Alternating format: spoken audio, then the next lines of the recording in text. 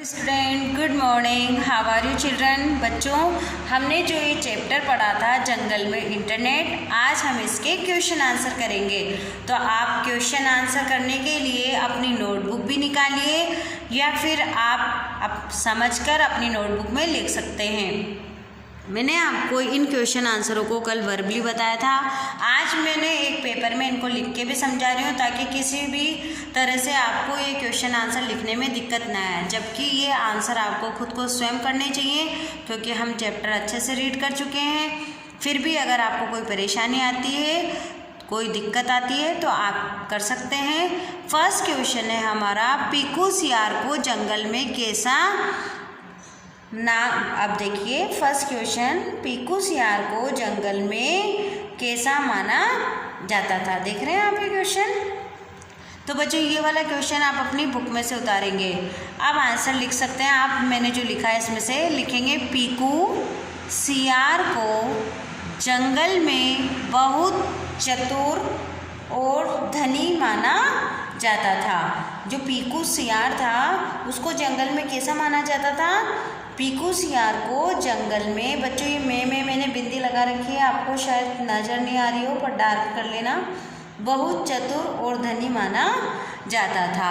अब आते हैं हम क्वेश्चन नंबर 2 पे। चंपू बंदर ने जंगल में क्या खोला। चंपू बंदर ने जंगल में एक साइबर कैफ़े खोला। चंपू बंदर ने जंगल में क्या खोला था। चंपू बंदर ने जंगल में एक साइबर कैफ़े खोला।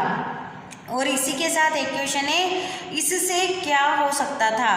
अब इससे क्या हो सकता था, इससे इंटरनेट पर एक दूसरे से बातचीत हो सकती थी। और आप इस आंसर को बढ़ा भी सकते हैं कि इससे हम अपने रिश्तेदारों से बात कर सकते हैं, गेम खेल सकते हैं और भी बहुत सारी नई नई जानकारियाँ ले सकते हैं। पर अगर आप शॉर्ट में करना चाहें तो ये भी ले सकते हैं कि पीकू ने, ये आप जो ये क्वेश्चन आंसर कर रहे हैं बस आप इतना सा लिख लेना कि इसमें जो चंपू बंदर ने जंगल में एक साइबर कैफ़े खोला, इससे इंटरनेट पर एक दूसरे से बातचीत हो सकती है।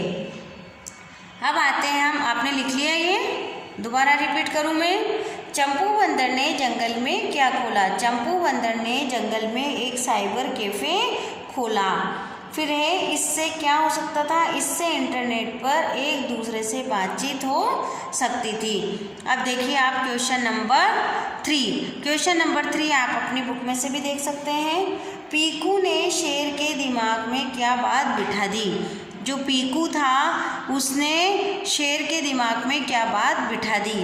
तो आप देखेंगे, पीकू ने शेर से कहा कि उसे गुफा के बाहर निकलकर चंपू बंदर के साइबर कैफ़े में जाकर नई नई जानकारियाँ हासिल करनी चाहिए तथा रिश्तेदारों से चैटिंग करनी चाहिए। बच्चों, उसने कहा था कि आप यहाँ बैठे बैठे बोर होते रहते हैं, आप बाहर जाकर जंगल में देखो, एक साइबर कैफ़े खोला है, उसमें आपको बहुत आनंद आएगा, उसमें आप शिकार की नई नई जानकारियाँ ले सकते हैं, आपके दोस्त बना सकते हैं, रिश्तेदारों से बातें कर सकते हैं। तो चाहे तो आप बुक में से एज इट इज़ ऐसा का ऐसा भी लिख सकते हैं, वरना आप शॉर्ट में भी ये समझा सकते हैं। पीकू ने शेर से कहा कि उसे गुफा के बाहर निकलकर चंपू बंदर के साइबर कैफ़े में जाकर नई नई जानकारियाँ हासिल करनी चाहिए तथा रिश्तेदारों से चैटिंग करनी चाहिए। अब आता है हमारा क्वेश्चन नंबर 4। साइबर कैफ़े में बैठकर शेर ने